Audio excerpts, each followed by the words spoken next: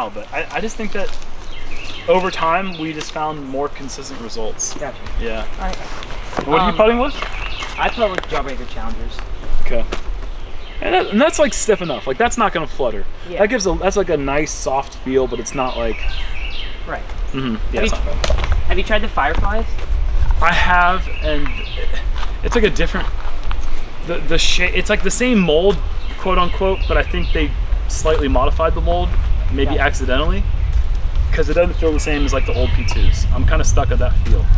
Yeah, makes sense. I wish the Fireflies felt like these do, and if they did, I'd probably just support Nate and throw Fireflies. Yeah. But they feel a little bit different, so it's hard. Ace runs only on this hole. All right.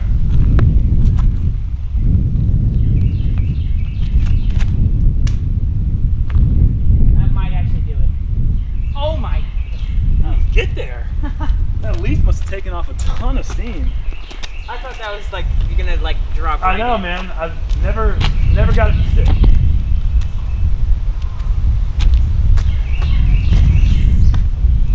I didn't turn mine over. I'm surprised you went flick here. I can't believe you did. I didn't want to interrupt, but The left side was so much more. with your backhand, that's a Luna all day. Throw Luna at it. Do it. The Luna's too gliding. What? Ace runs? What are you Right, worried you about just glide? said ace run only.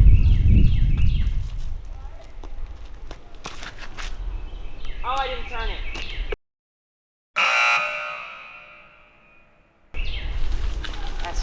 That's actually But at a least good we're less confused. statement. The fluff is fine, it's just the size of them, not the thickness. You could also try corn, but I think tortillas. Oh, No way! I had just zoomed in right on you because I knew you were running it. This guy's going against number 11 ranked player in the world. He's laying up 30 footers. What is he thinking?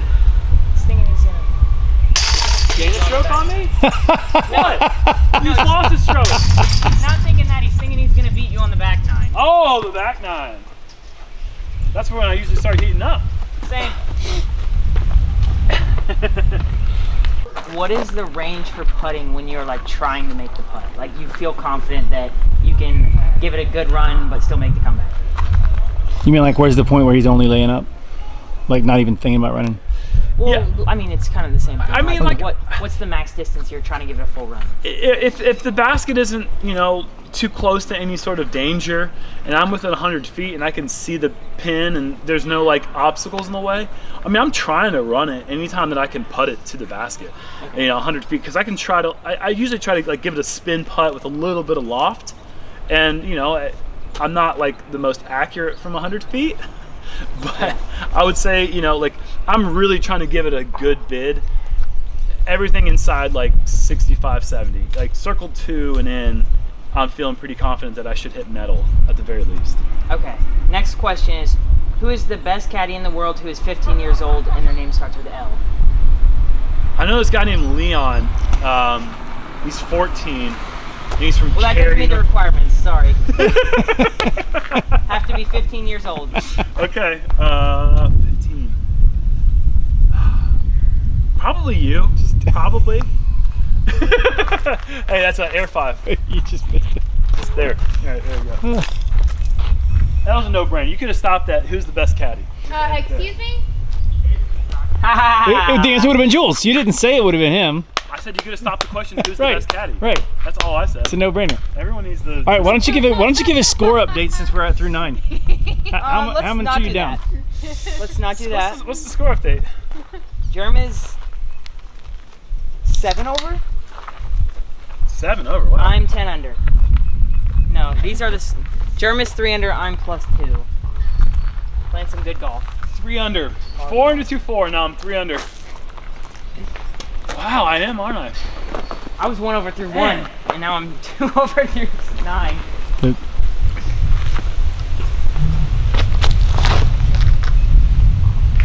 How do you feel about this hole? This hole has like always been weird to me. I feel like I drove that maybe 20 feet longer than I should have. How far do you want to like lay up? I would say 20 feet shorter than that. So like 300? 300, but you want a hyzer at 300. Okay.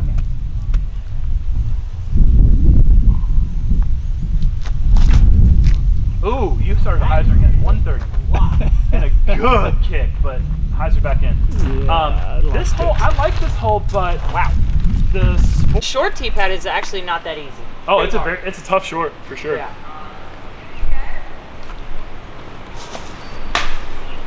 Well, what disc did you throw there before you got the best kick ever? That was the sting again. It was. No. Get back here. Lesson begins. All right. What do you got here for mid ranges?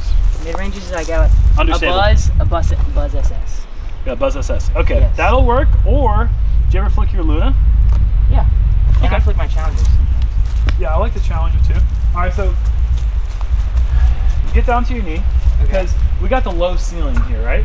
Right. I'm gonna go ahead and say that because you have the low ceiling, I can understand why you got the driver. You wanted to kind of drive it around a little bit. But the objective here is to keep the disc turning. It's not about distance, it's about turning. Okay. And the driver at slow speeds, I don't care how flippy it is gonna stable back out. So in this situation, you wanna focus on how high you're willing to throw the disc, right? And when you get down to the knee, you increase your angle, right? Right. By just giving yourself a little bit higher ceiling from a release point. And the second thing is, what disc at a slow speed is gonna hold this turn to get me the farthest up the fairway or in the best position. In this situation, the farther up the fairway is the best position. So you wanna make sure that whatever you throw, you get it on the right angle, you put enough spin on it that it holds that angle all the way to the flight without trying to throw it too hard. Okay. So all right? That? Yeah, that's good. Okay. And all you're trying to do, when I'm looking at this shot, what I'm mostly focused on is the first obstacle I gotta beat, right? Mm-hmm. So right at this point, it's kind of like that tree limmy area and that first tree on the corner. I'm trying to beat that corner on my angle, and then the disc should just do the rest of the work. Okay. I'm not trying to focus on each individual tree. It's one obstacle I want to beat, and then let the disc finish as it will. It's really good. Thank you.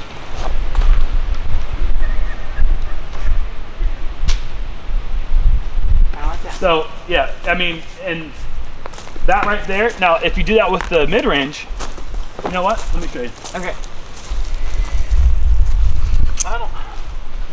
I would be flick rolling that all day. I get down to my knee, and I'm here, and I'm looking, and I realize I've got a little bit of room to push it on the back edge of the fairway, so I don't have to get so close to this the early stuff. I can push this long on the backside and have the disc swing as it goes down the gap. Okay.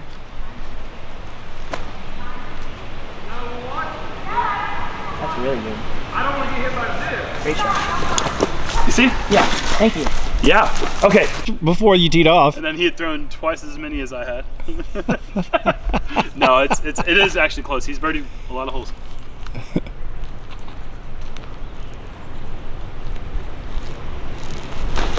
Nope, too tight. Yeah, no! Bogeyed more than you've birdied. That's not usually good. Had you really? Yeah. Oh no. 2 over. Not exactly fine as this ball. Oh no! Like that. Not that one. Oh no!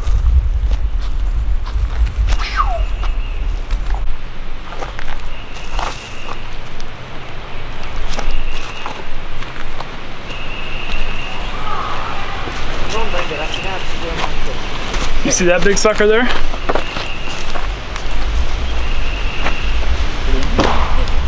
gonna take it? Oh yeah, put it in the bag. No shot through there? No, There's a shot through there. I know they don't. Debating on the 2 gaps. One's tighter, but I don't like the other line.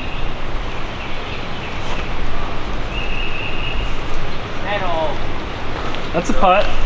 It's not always a good. Somewhere. Other pieces of advice? He told me it's a place over in Albemarle? Fox Run or something? Okay. I know it's obviously better to have. You've never been there. Yeah.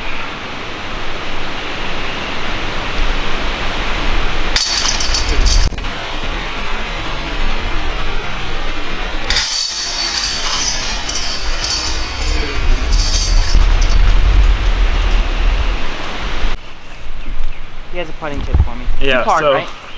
Yeah, I got a 4. All right, so I just asked Luke what his putting routine was at home when he was doing his putting practice, grinding out work and trying to get a lot of putts in, and he told me that what he does is...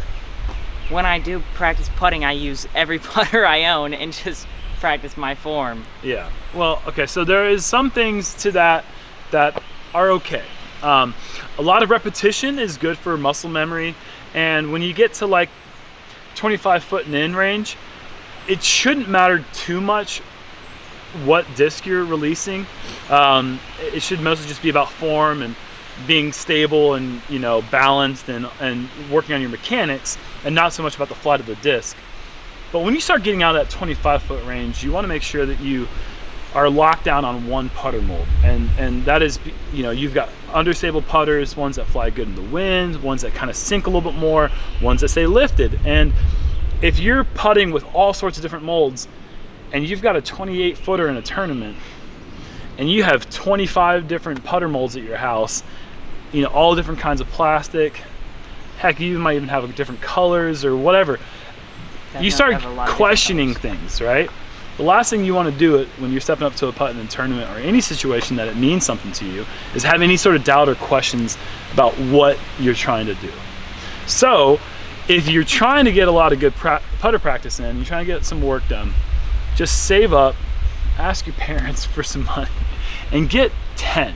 You know, if you can't get 10, get 5, but get 5 of the same putter mold and just work on those and make those your tournament putters and really develop those. And then, you know, over time, get more, play tournaments, cash in your division and get more of those putters until you feel like you have enough to get good practice in. The best thing is if you have 2 baskets, you can have 2 putters that are the same. And you can just go back and forth. You don't have to go back and chase and go back and chase and do that. You can just go back and forth, and then you get a lot more practice in a lot less time. But if you have like 10 of the same putter, you're going to be so much more consistent over time because you're going to know the ins and outs of that disc. And so focus on one putter. Decide what it's going to be, and if it doesn't work, get 10 more of something else, if you can. I'll try my best to do that. Right. Thank you, Jeremy. And usually it is. A lot of repeating courses.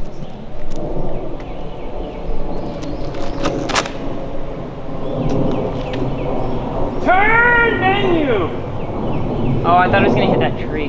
Wait, what type of shot do I want here? You want to go the other direction than mine faded. But like, you want to hit that gap. You just want to... Do I want like a driver or a mid or a putter? Fairway driver is going to get you down there enough. And whatever you're most confident with hitting, Go Undertaker. that initial gap. He wants some left fist. I would say pick the darkest disc you can find in your bag. Oh God, you did. Good. Don't worry. On it. Well, it's going to be right in the middle of the fairway, so it won't matter. It'll be easy to find.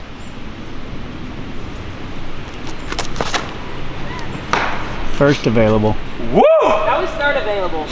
There were 3 other ones before that one. Well, I mean, if we're getting technical, it's stump. Cool thing for these guys here afterwards.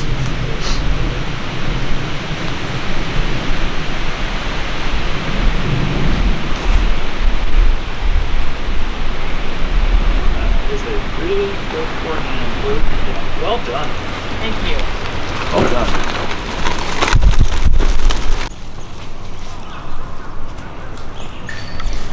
Some giant trees too. Look at that. Uh-huh.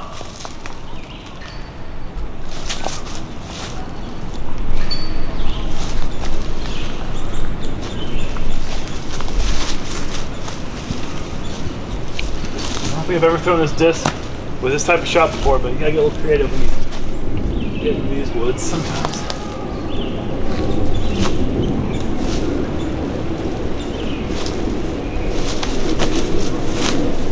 Oh no, too much putt. Actually, it's standing up. Putt, long putt. Yeah. Down there. First ever mortar roller? Hmm? The first ever mortar roller? First ever flick roar. Yeah, you got it. From me.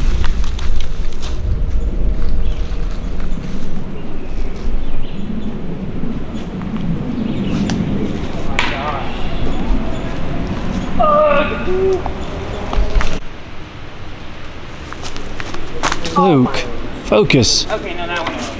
I got that part. I'm putting really well.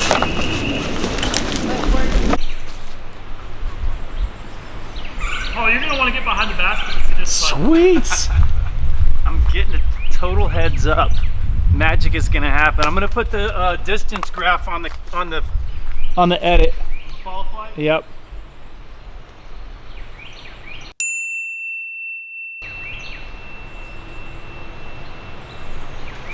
No! Ah!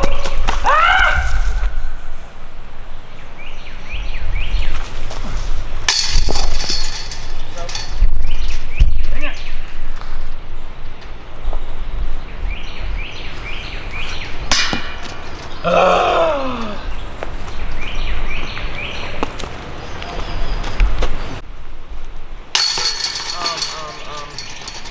Oh my gosh.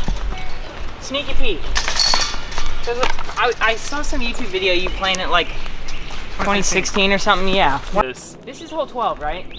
It says 11 right there, but I think it's 12 because it also said that's 9.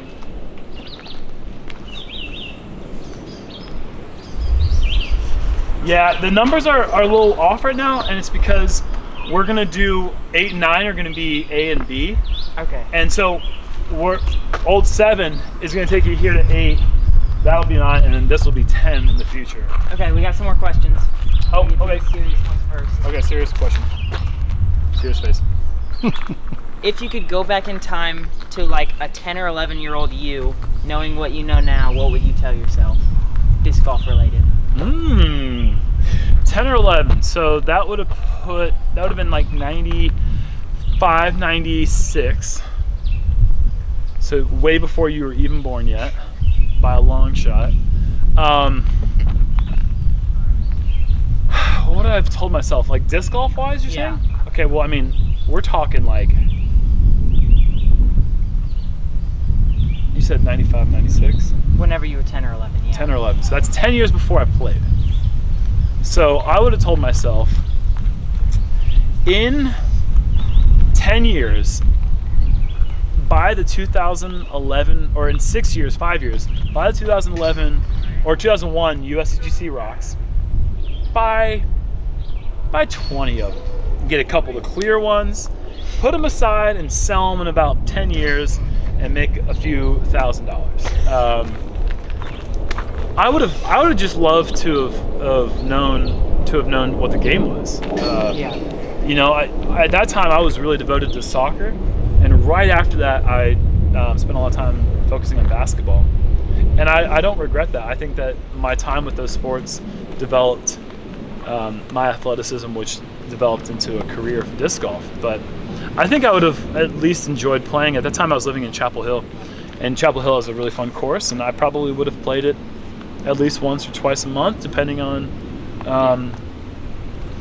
you know, what my schedule allowed me to do. But I don't know. That's a tough question, because you're asking me to rewrite history, and if you rewrite history, I don't know if I would have had the same love and passion for the game if I didn't find it when I found it. That's true. You know, that's a really interesting question.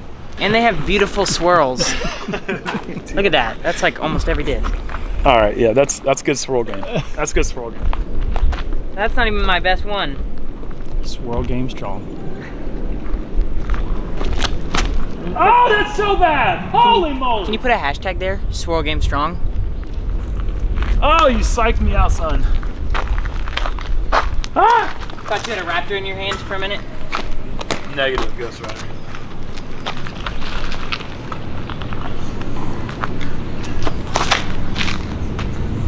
That's pretty decent. Oh! All right. That's pretty good. What advice would you give to an 11-year-old just starting disc golf? Or like the same age, like 10 to 12-ish.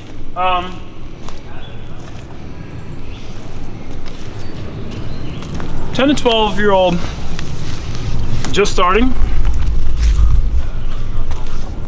Work on a balance of mid-range shots, forehand and backhand. Don't concern yourself so much with trying to throw the disc far, but hit a line and be accurate. Go to a field and set out cones at 100 feet, 150, 200, and try to throw those distances, both forehand and backhand, and work on the control. When you develop, and it's difficult to do because you want to throw the disc far, and I think you should take some time out and try to throw far every once in a while, but that shouldn't be your main focus. Your main focus at first should be control, because once you can control a disc and you can teach your body how to manipulate the disc to do what you want it to do, fly flat, anhyzer, hyzer, all the different angles, that's when you'll know how to throw it far, and that's when it gets fun. But don't try to skip steps. It's tough to be patient when you're young because your body will allow you just to throw hard. But you got to kind of tame that and learn how to hit certain distances before you start trying to stretch out the long game. Okay. And then the next question, the fun question is, what is the most reoccurring dream that you have, like consistently? Winning Worlds. Winning Worlds. What that would be like. Absolutely.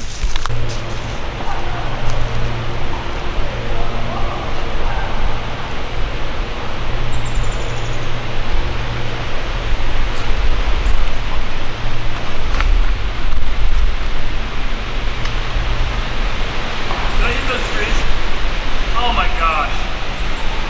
I felt so good about that. What disc was that?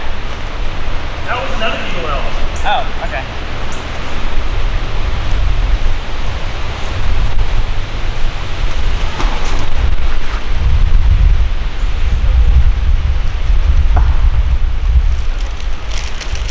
I can't tell if that was going to continue turning.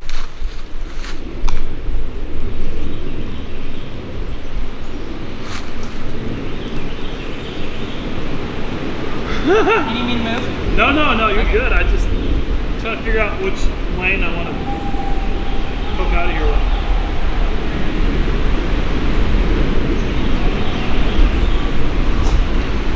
Get it. Oh my, thought you had it.